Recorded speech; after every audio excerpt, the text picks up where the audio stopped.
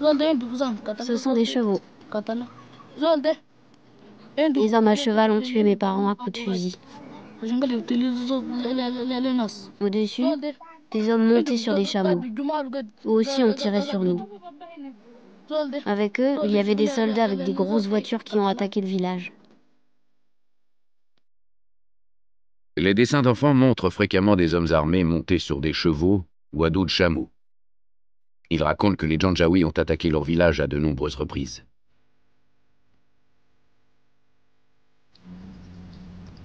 Voici le résultat de ces raids meurtriers à Labado, une ville de 20 000 habitants dans la province du Darfour, à l'ouest du Soudan. 3 000 soldats l'ont prise d'assaut le vendredi 17 décembre 2004.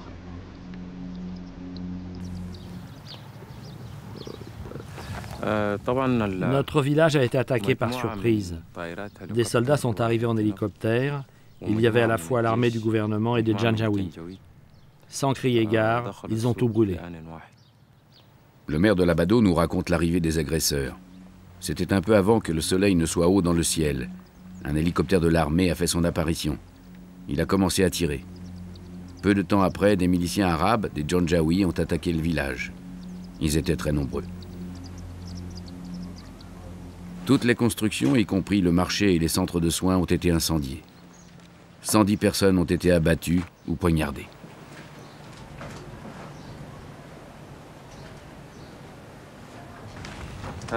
Pour laisser une trace de son passage avant de se retirer, l'un des attaquants a voulu signer de son nom. Ceci a sans doute été écrit avec le sang d'une victime. Cela signifie sergent de l'armée Bodran. Le fils du maire a été touché à la tête par un tir de mitrailleuse. Il est décédé. Selon le maire, vu l'ampleur des moyens, il n'y a aucun doute, l'attaque était planifiée à l'avance.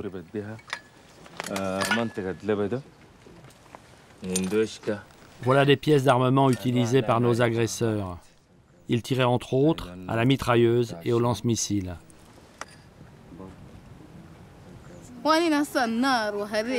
Nous avons été attaqués par des Arabes montés sur des chameaux et des chevaux. Ils ont commencé par tuer des hommes au hasard, avec leurs fusils ou avec leurs couteaux. Ils nous ont volé du bétail et ils ont emmené des jeunes filles. Moi, heureusement, je suis parvenue à m'enfuir. C'est sûr, ce sont les Janjaweed qui nous ont attaqués. L'Union africaine a publié un rapport sur l'attaque du village de Labado. Il condamne le gouvernement pour ses atrocités et il enjoint de cesser sa collusion avec les Janjaweed. Les Janjaweed, les cavaliers du diable, sont des milices recrutées par le gouvernement de Khartoum qui dévastent la région. Ils appartiennent à des tribus arabes minoritaires et nomades. Ils pourchassent les tribus africaines sédentaires qui n'ont d'autre choix que de quitter leurs terres.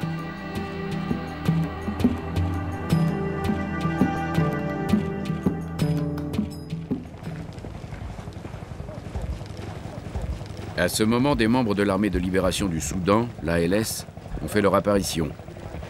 Ils nous observaient certainement depuis notre arrivée dans le village. L'ALS se compose de combattants issus de tribus africaines du Darfour.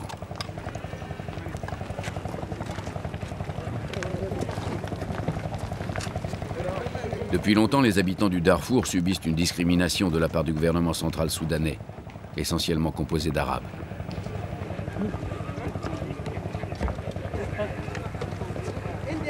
Ahmed Mohamed Segel est le commandant en chef de ce groupe de l'ALS. Jusqu'ici, le gouvernement soudanais a ignoré les Noirs du Darfour. À présent, il soutient les attaques menées contre nous par les Janjaweed. Comme vous le voyez, dans ce village, on a brûlé nos maisons, on a violé nos femmes et les hommes ont été tués. Et vous voudriez qu'on ne se défende pas?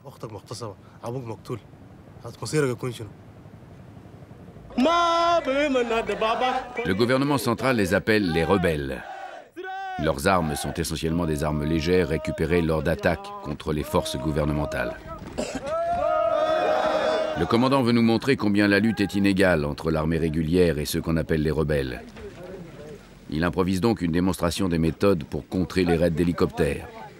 Les hommes n'ont d'autre choix que de grimper dans les rares arbres pour s'y cacher.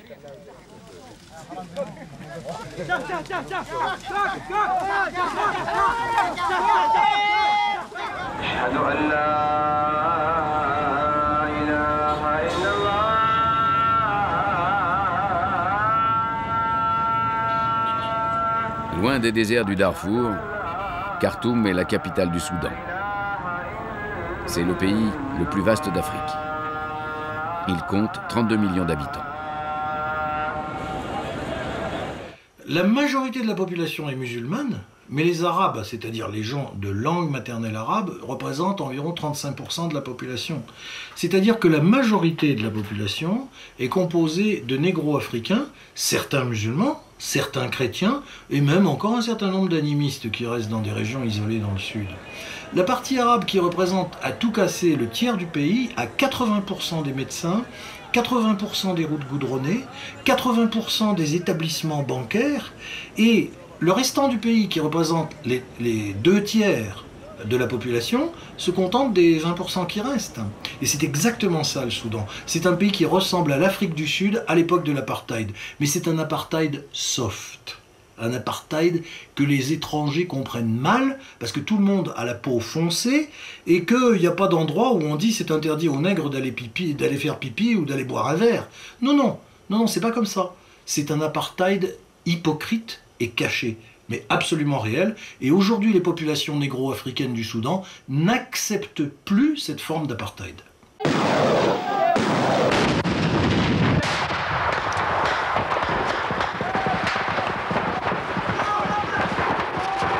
Les combats au Sud-Soudan ont éclaté en 1983, quand les chrétiens du Sud se sont révoltés contre les musulmans du Nord. La guerre civile a duré 21 ans. Elle a été très meurtrière. Elle a fait 2 millions de morts.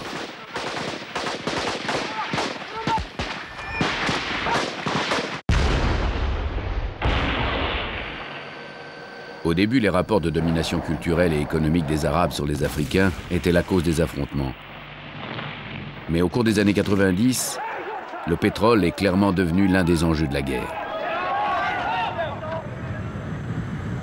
Les États-Unis avaient soutenu diplomatiquement le Sud chrétien. Poussés par le lobby chrétien fondamentaliste auprès de l'administration Bush, les États-Unis ont pesé de tout leur poids pour imposer une médiation.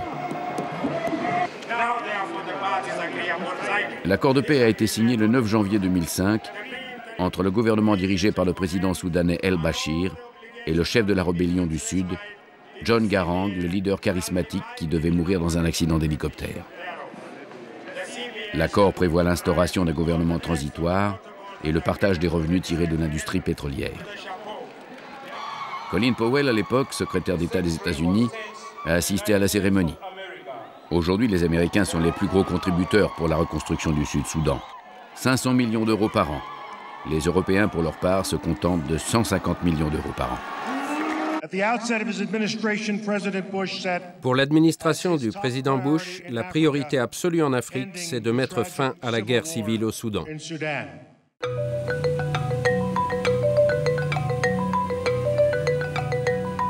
La région du Kordofan. Les monts Nouba jouxtent les champs pétrolifères du Sud. C'est là qu'ont eu lieu les combats les plus acharnés durant la guerre civile.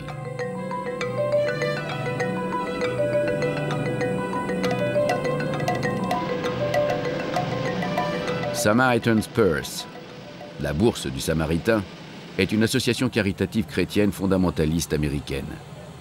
Elle est présente dans plus de 100 pays. Elle soutient ardemment l'administration Bush.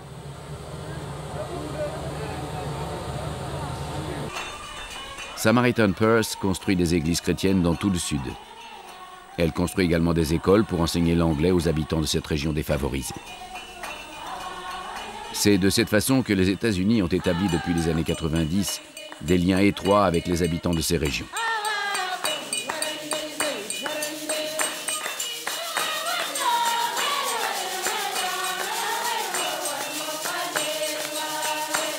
I am also a Christian, and Moi aussi, comme vous, je suis chrétien.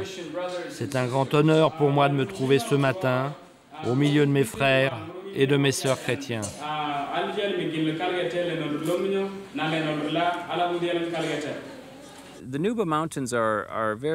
Les montagnes Nuba sont tout à fait uniques. Ce sont elles qui séparent le nord du sud. Cette région est une ligne de front politique et géologique, mais c'est aussi une ligne de front culturelle. Voici une carte établie par le département d'État américain. Elle indique la conception stratégique des Américains au Soudan. Aux préoccupations énergétiques s'ajoutent les lobbies évangélistes et le combat contre le terrorisme. L'importance du Soudan est très grande. Les États-Unis doivent en tenir compte dans leur stratégie dans cette région. C'est un pont entre les Arabes et l'Afrique. Le Soudan est membre de la Ligue arabe. C'est un gros producteur de pétrole. Beaucoup d'Irakiens, de Koweïtiens et de Saoudiens traversent la mer Rouge vers le Soudan. C'est un pays capital pour la paix au Moyen-Orient.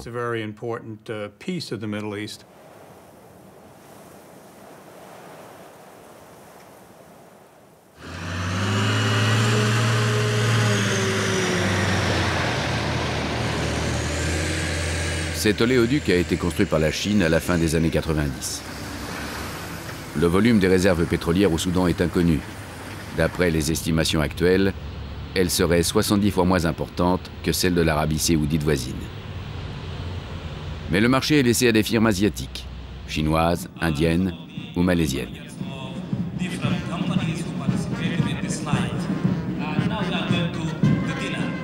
En mars 2005, le président soudanais El-Bachir a assisté à Khartoum à une cérémonie qui célébrait en grande pompe l'achèvement d'un nouveau complexe pétrolier. La Chine, deuxième importateur de pétrole au monde après les États-Unis, signait un contrat avec les firmes pétrolières gouvernementales. Contract number 5. The contract title, Engineering Procurement. Cela fait maintenant 10 ans que la Chine et le gouvernement soudanais collaborent activement pour exploiter les gisements pétroliers.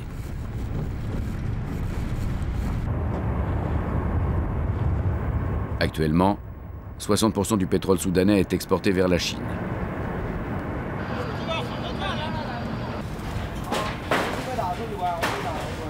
Tous les cadres et la technologie sont apportés de Pékin. La Chine aide le Soudan pour des raisons pétrolières. C'est-à-dire que la Chine, d'une part, vend des armes au Soudan, et que d'autre part, elle intervient aux Nations Unies et dans d'autres forums internationaux pour essayer de protéger le gouvernement soudanais contre les attaques, les critiques de la communauté internationale autrefois à propos de la guerre du Sud et maintenant à propos de la guerre du Darfour. Donc les Chinois, qui évidemment se contrefichent complètement de l'islam fondamentaliste professé par le gouvernement soudanais, sont néanmoins les alliés de ce gouvernement fondamentaliste musulman pour des raisons pétrolières. Depuis le début des massacres au Darfour, le Conseil de sécurité des Nations Unies discute pour savoir s'il faut prendre des sanctions économiques vis-à-vis du gouvernement soudanais.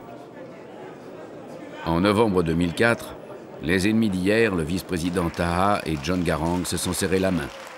Moment historique salué par les applaudissements de l'Assemblée. Après une guerre aussi longue et aussi meurtrière, la priorité était cette paix annoncée.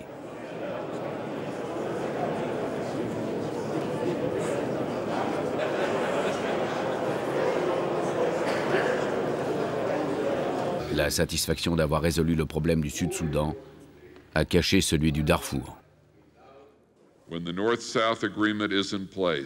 Lorsque l'accord entre le Nord et le Sud sera mis en place, l'aide internationale au Soudan augmentera et l'achèvement du processus de paix permettra de mettre fin aux souffrances du Darfour.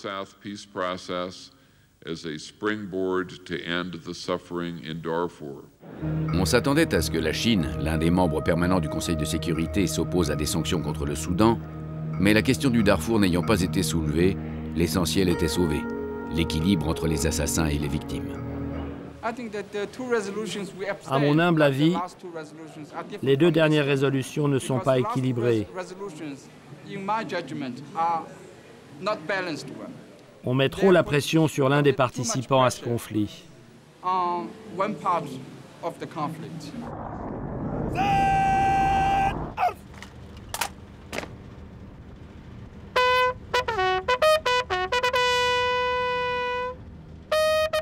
L'Union africaine a été fondée en juillet 2001.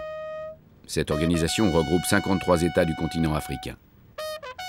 Elle est l'héritière du vieux rêve panafricaniste de l'OUA. Sa mission ici consiste à tenter de mettre un terme au massacre dans cette région du Soudan. 9 nations africaines ont envoyé des observateurs militaires et des forces de protection au Darfour. Parmi elles, l'Égypte, le Gabon, la Gambie et le Sénégal.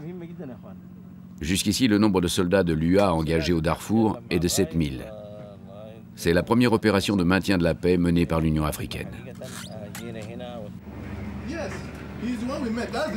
Tous les jours, les soldats de l'Union africaine envoient des observateurs dans différents secteurs du Darfour pour constater d'éventuelles violations du cessez-le-feu.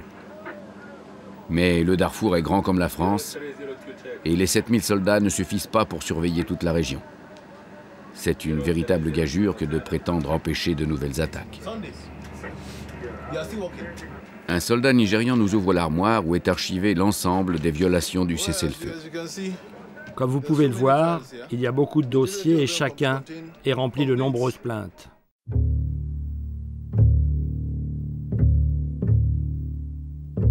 L'Union africaine a consigné certaines de ces attaques sous forme de photographies. Ces dossiers remplis de photos témoignent d'un massacre généralisé. Selon les estimations de l'Union africaine, la majorité des villages africains a été incendiée. Plus de 800 en tout. Certains clichés montrent des Janjaweed sur les lieux, peu de temps après les attaques. Ces hommes pillent et emportent tout ce qui peut avoir un peu de valeur.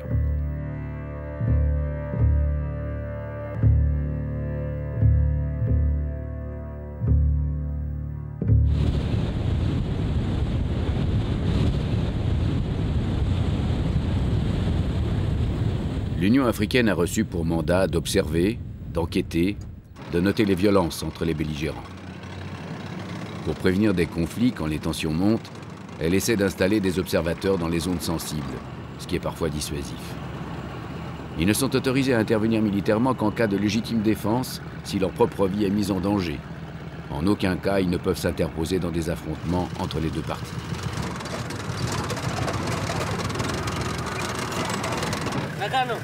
Le général de brigade Jean Bosco Kazura est rwandais. Il est commandant adjoint des forces de l'Union africaine chargé du maintien de la paix. Ce jour-là, il part en inspection dans un des secteurs les plus troublés du Darfour.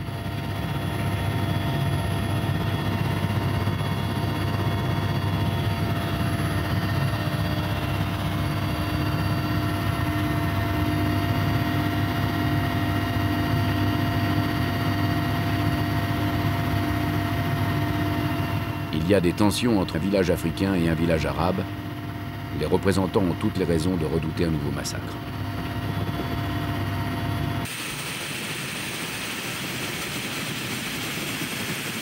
Dans ce village africain de Korabesh, vivent 10 000 rebelles antigouvernementaux. Ils y ont installé leur quartier général. Ils ont reconnu l'hélicoptère de l'Union africaine. Aussitôt, certains membres de l'ALS viennent à notre rencontre. Ils surveillent tous les visiteurs. Ils veulent protéger leur village contre d'éventuelles attaques. La dernière ne date que de quelques jours. Selon le capitaine de l'ALS, des Janjaweed appuyés par l'armée nationale sont entrés dans le village. Une fusillade s'en est suivie et 6 villageois ont péri. Les Janjaweed ont promis de revenir. L'Union africaine a décidé de venir pour parlementer et pour proposer une zone tampon, de façon à éviter de nouvelles agressions.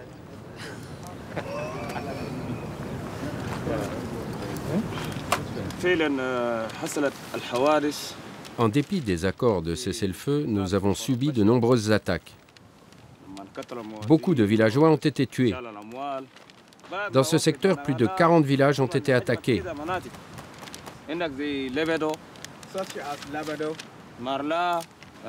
Le gouvernement nous pourchasse partout. Lorsqu'il y a un incident, l'Union africaine ne réagit jamais assez rapidement. Cela ne sert à rien d'intervenir des jours après les attaques. Les chefs de l'ALS se retirent à l'écart pour discuter de la proposition. La décision est difficile à prendre.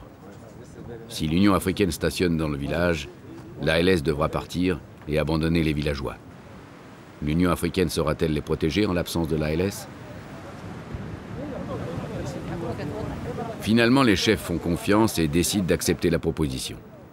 Ils quitteront le village aussi longtemps que l'Union africaine y stationnera ses troupes et garantira la sécurité des villageois et des paysans. Merci beaucoup d'être venu. Merci pour votre coopération et de votre confiance. Nous nous reverrons bientôt. Le général prévoit de déployer les observateurs de la force de l'unité africaine dans les deux villages et de créer une zone neutre. Reste à obtenir l'accord de l'autre partie, c'est-à-dire des habitants du village arabe. Pour l'obtenir, le général Kazoura, à la tête d'une délégation de l'Union africaine, se rend chez le gouverneur de l'État. Celui-ci est un ancien ministre du gouvernement central. C'est un politique important. Il a de l'influence sur certains Janjaouis. Cette visite a pour but de s'entretenir avec un grand chef tribal. Il se nomme Tidjani. Le général doit le convaincre de laisser les observateurs s'installer dans son village.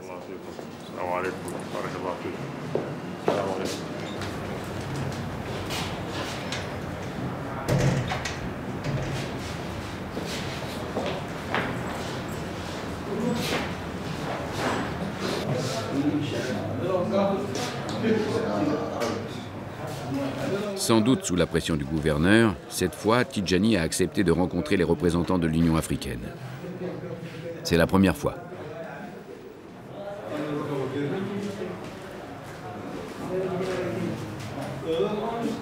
Il se montre très peu en public. Exceptionnellement, il accorde à notre équipe la possibilité de l'interviewer. Il nous invite à le suivre chez lui. Ce n'est pas un inconnu pour les experts de l'Union africaine. Ils le soupçonnent de contrôler un grand nombre de Janjaouis. Il a été identifié comme un de ceux qui ont organisé de nombreuses attaques.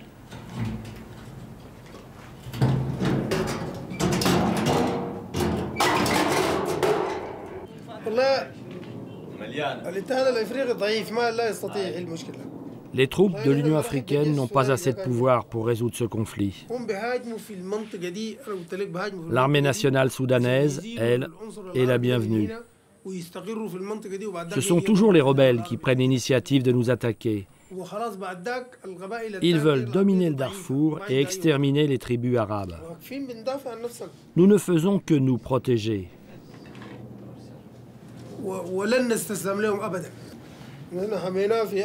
Nous pourrions les combattre 100 fois plus. Jamais nous ne nous rendrons.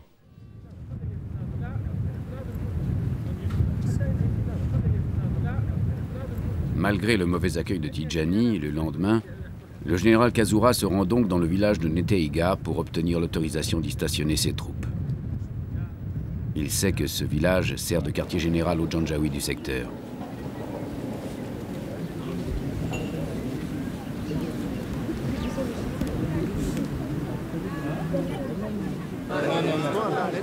Notre équipe n'est pas la bienvenue. Et rapidement, un soldat de l'Union africaine vient nous prier de ne pas filmer. Notre caméra doit se faire discrète pour être indiscrète. Les Janjaouis affirment que ce sont eux les victimes. À leur insu, nous enregistrons la négociation. Le chef du village, devant tous les hommes rassemblés, justifie auprès du général rwandais l'attaque du village africain. Nous étions allés récupérer notre bétail qui avait été volé par les villageois de Korabesh. Il y a eu une fusillade.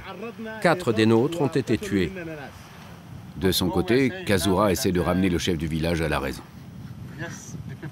Ces combats n'ont fait que trop de victimes. Mais la vengeance en fera davantage. Vos ennemis souffrent autant que vous.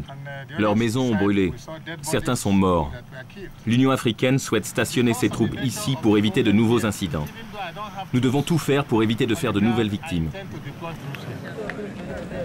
Rapidement, sans discussion, les Janjaweed refusent que l'Union africaine stationne ses troupes dans leur village.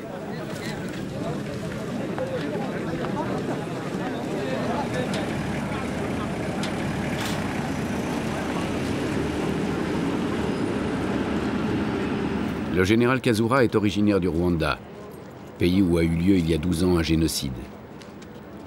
À l'époque, la communauté internationale a refusé d'appliquer au Rwanda la Convention sur le traité du génocide et n'a pas voulu empêcher le massacre. Ce traité donne obligation aux forces de l'ONU d'intervenir en cas de génocide reconnu.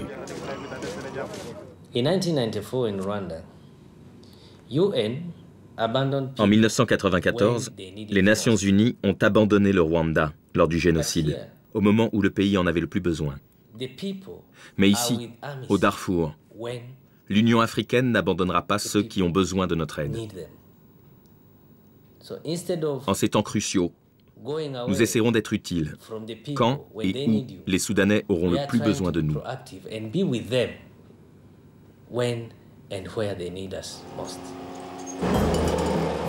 Au Rwanda, deux groupes ethniques s'affrontaient. Les Hutus ont massacré les Tutsis. Il y a eu 800 000 tués. Ce génocide s'est déroulé malgré la présence de 2500 casques bleus de l'ONU. 10 soldats belges sont morts. Le général Roméo Dallaire en était le commandant en chef. Quand il a senti que la situation se détériorait, il a demandé des renforts. Sa requête a été ignorée. Aujourd'hui, il tire la leçon de l'histoire pour que les erreurs commises au Rwanda ne se répètent pas au Darfour.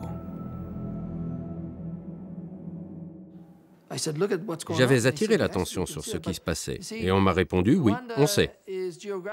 Mais quand un pays comme le Rwanda n'a pas d'importance stratégique, pas de ressources énergétiques, sa seule richesse, ce sont les hommes et les femmes qui habitent le pays. Ils ne comptent pour rien. Les gouvernements occidentaux ne peuvent pas accepter qu'un seul de leurs soldats nationaux meure pour sauver la vie de 85 000 civils rwandais. C'est dire la valeur qu'on attribuait à la vie d'un Africain. L'hypocrisie du monde blanc est absolument dégoûtante.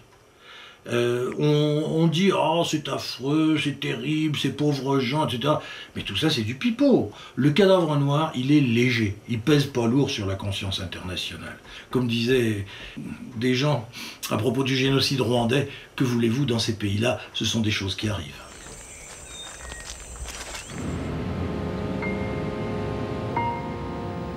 « 12 ans se sont écoulés depuis la tragédie du Rwanda.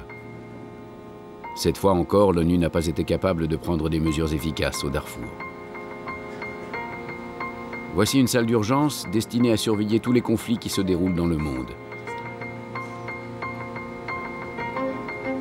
L'ONU a envoyé une commission d'enquête internationale au Darfour composée de 5 magistrats. Elle a publié un rapport qui qualifie la situation au Darfour de crimes de guerre et de crimes contre l'humanité.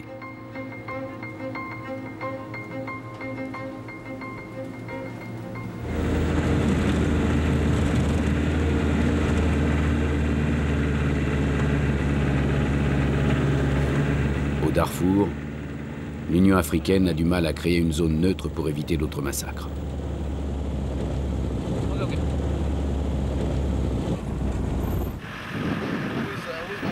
Les tribus arabes refusent toutes les propositions de l'Union africaine de cantonner leurs troupes dans les villages, au motif qu'elles n'en ont pas besoin, puisque les Janjaweed protégeront leurs villages.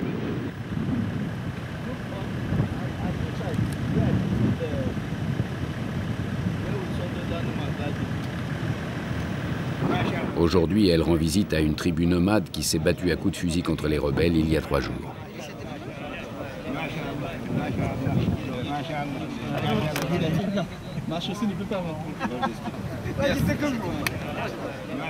Certains d'entre eux avouent spontanément qu'ils ont été entraînés par l'armée soudanaise. Certains ont même conservé leurs armes après avoir suivi leur entraînement.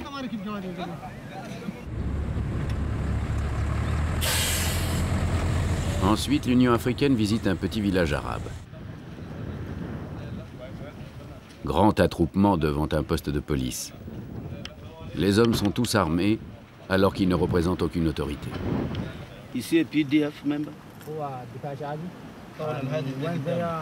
L'Union africaine les soupçonne d'être des Janjaweed qui, eux aussi, ont reçu leurs armes du gouvernement.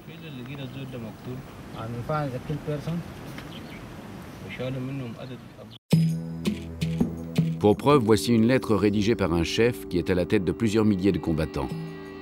C'est une lettre d'allégeance au gouvernement soudanais. On peut y lire « Je remercie le président et le vice-président. En tant que Moudjahid, je m'engage à lutter jusqu'à la mort. »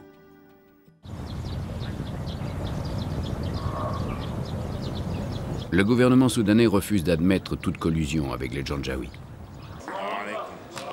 Le vice-président Taha est un homme très influent. C'est le porte-parole des leaders du Front patriotique islamique. C'est eux qui ont pris l'initiative des accords de paix entre le Nord et le Sud.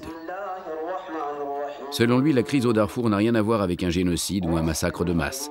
Il s'agit d'un simple conflit local qui doit être résolu par la discussion. Le conflit au Darfour, c'est un problème tribal qui s'explique par 20 années de sécheresse terrible. Les réserves d'eau sont insuffisantes. C'est la raison de ce conflit qui dure. Le gouvernement soudanais, qui dirige un État responsable, souhaite trouver seul une solution à ce conflit.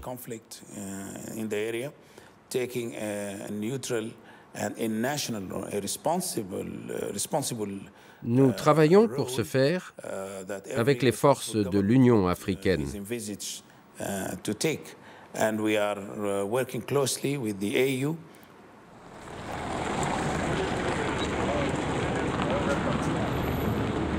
Trois jours plus tard, le 7 avril 2005, au petit matin, une liaison radio informe le quartier général de l'Union africaine qu'une fumée s'élève au-dessus de Korabesh, le village où les gens avaient accepté la présence des troupes de l'Union africaine. Le général Kazura se rend immédiatement sur place.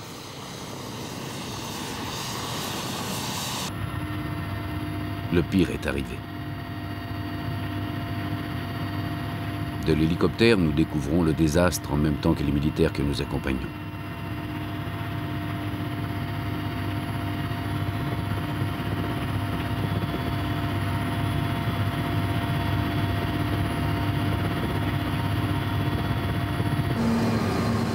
On apprendra rapidement qu'un grand nombre, peut-être des milliers de Janjaweed ont attaqué le village à 6 h du matin.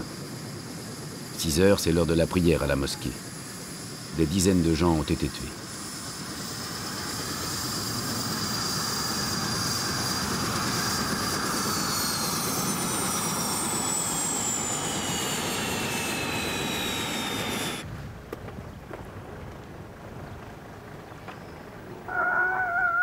Leur seule ressource, le bétail, a été tué. Quant aux puits, ils ont été empoisonnés ou comblés. Nous avons trouvé des gens choqués, errants, anéantis à l'extérieur du village. Au bout d'un certain temps, nous avons trouvé cette femme au milieu des cendres encore chaudes de sa maison. Lors de leur attaque, les Janjaweed ont mis le feu partout. Mes enfants ont disparu.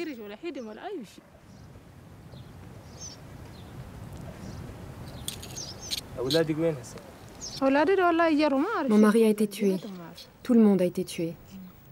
Je n'ai retrouvé qu'une cuillère.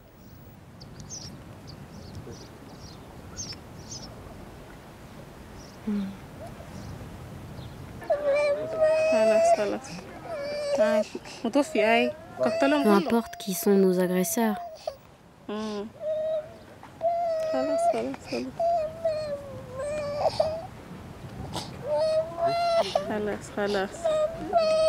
Mais nous voulons des gens pour nous protéger contre les Janjaweed. Dans le village, nous ne rencontrons que des femmes. Elles nous demandent aide et protection. Les hommes ont tous disparu.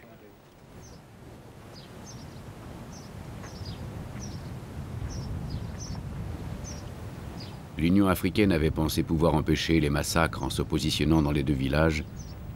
Elle n'y est pas parvenue.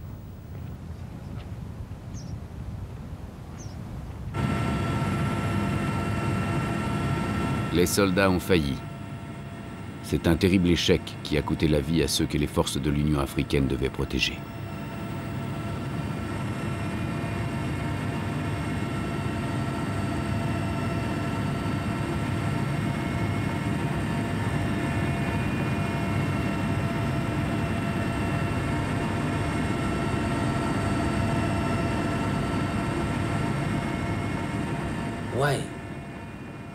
Pourquoi nous n'étions pas là-bas au bon moment pour pouvoir remplir notre mission? Au plus profond de moi-même, je me sens très très mal.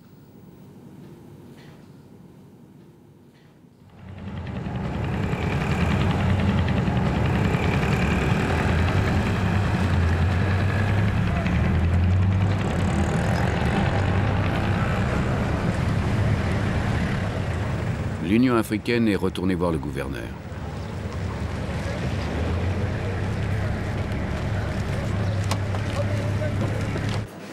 Celui-ci est d'ores et déjà entré en contact avec les tribus arabes de Neteïga et il a sa propre stratégie.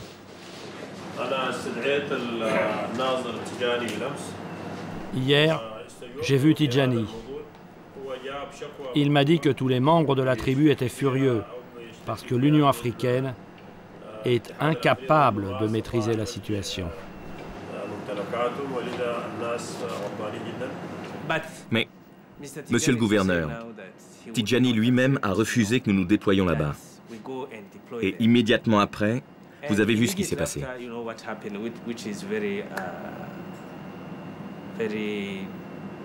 C'est terrible. Quand on est allé à Neteïga, les habitants nous ont affirmé que Korabesh faisait partie de leur village de Neteïga et qu'ils le reprendraient. C'était déjà très clair. La stratégie du gouverneur diffère totalement de celle de l'Union africaine, qui persiste à vouloir créer une zone neutre de façon à pouvoir surveiller les deux villages.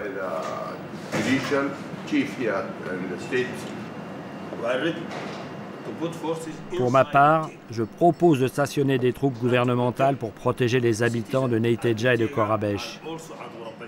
Et puis d'arrêter et de punir les fautifs. Tidjani lui-même. Pour apaiser le conflit, nous devrions être aux deux endroits, parce que nous sommes impartiaux et neutres, pour rétablir la paix. Il y a deux possibilités. Si les deux camps sont d'accord, je vous autorise à choisir l'endroit pour vous installer. Sinon, je devrais protéger les villageois moi-même avec l'aide des troupes dont je dispose. Après ce qui vient de se passer, il risque d'y avoir à nouveau des attaques, de Neiteja sur Korabesh ou de Korabesh sur Neiteja. Je vous en prie, laissez s'installer notre armée dans le village, ou bien remplissez votre mission. Je vous donne 24 ou 48 heures.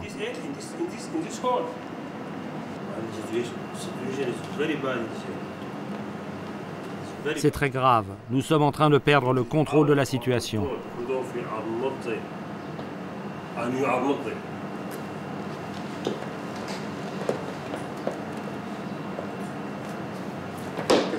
Thank you very much.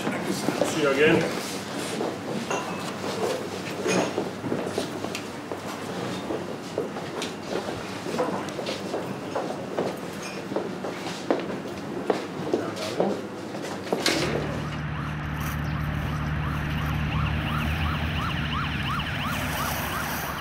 Aujourd'hui, le vice-président Taha rend visite à la base de l'Union africaine au Darfour.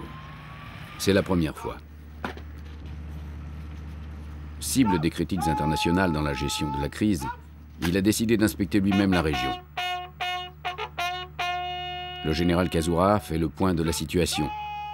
En termes peu diplomatiques, il met en cause le gouvernement soudanais. L'activité des Janjaweed a été réduite mi-octobre, mais il reste très actif dans les secteurs 2 et 4. Nous avons la preuve qu'ils sont responsables de certaines attaques de villages, tuant des civils et des villageois.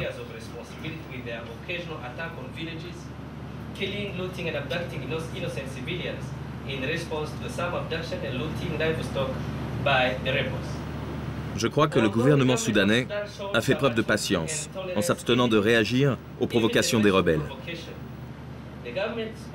Néanmoins, nous avons la preuve que le gouvernement a utilisé son aviation et ses troupes. Ce genre d'action est une violation évidente des accords de cessez-le-feu. Comme vous le savez, je vais demain au siège de l'ONU. Et ce sera une bonne occasion de parler de la paix dans l'ensemble de la région et du Soudan en particulier avec la communauté internationale.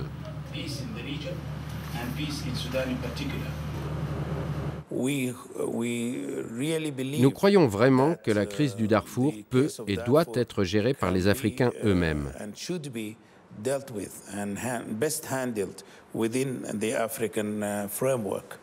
Il n'y aura pas de solution satisfaisante si la communauté internationale intervient.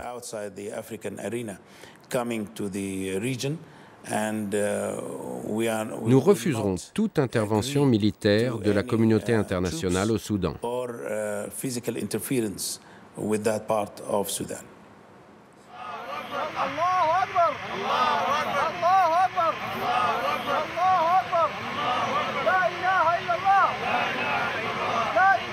Le vice-président Taha a quitté le QG de l'Union africaine pour New York.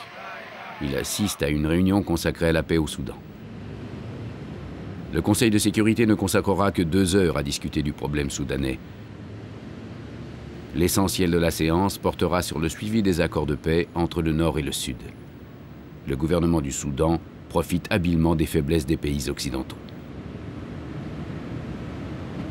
Ce qu'on peut reprocher maintenant à la communauté internationale, c'est de ne pas être un peu plus offensif.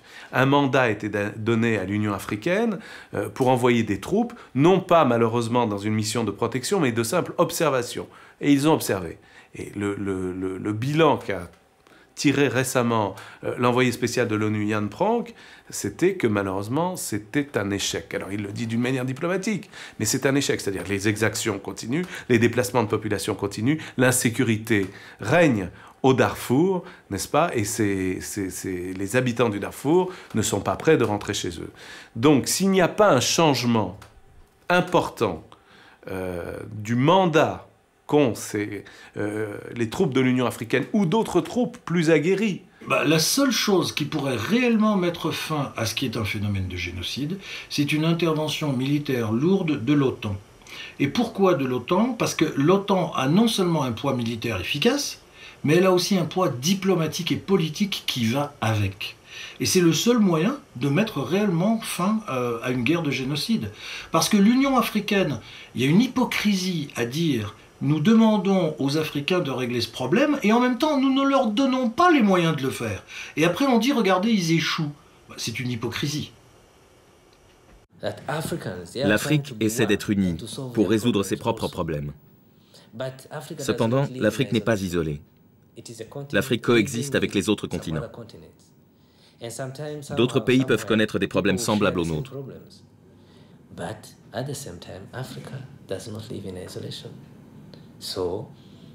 Nous devons coopérer avec les pays du monde entier, en particulier quand il s'agit de conflits et quand il s'agit de paix. Ce sont des défis mondiaux.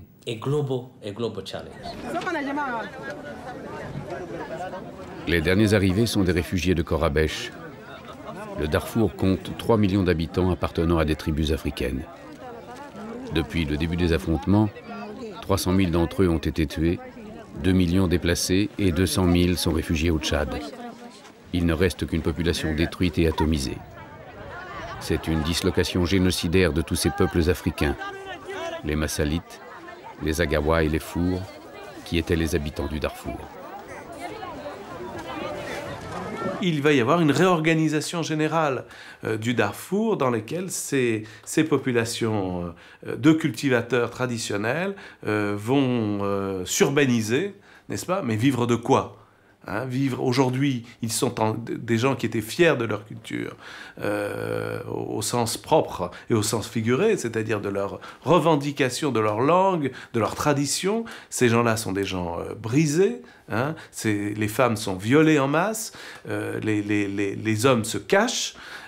Et donc ces gens-là vont être condamnés à vivre de l'aide alimentaire internationale pendant combien d'années ?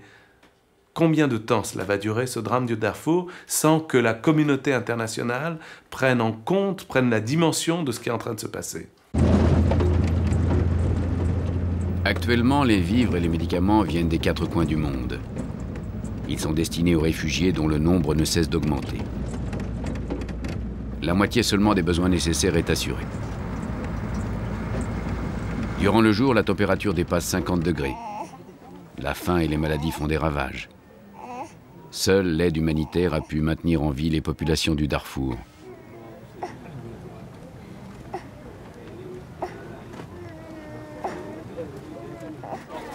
L'indifférence de la communauté internationale permet cette nouvelle tragédie. L'accent est mis sur la dimension humanitaire. Le secours aux populations civiles cache le renoncement politique. La communauté internationale ne fait rien. Peut-être attend-elle que ces enfants, ces femmes, ces hommes soient dispersés ou qu'ils meurent le plus vite possible pour voir se résoudre le problème du Darfour.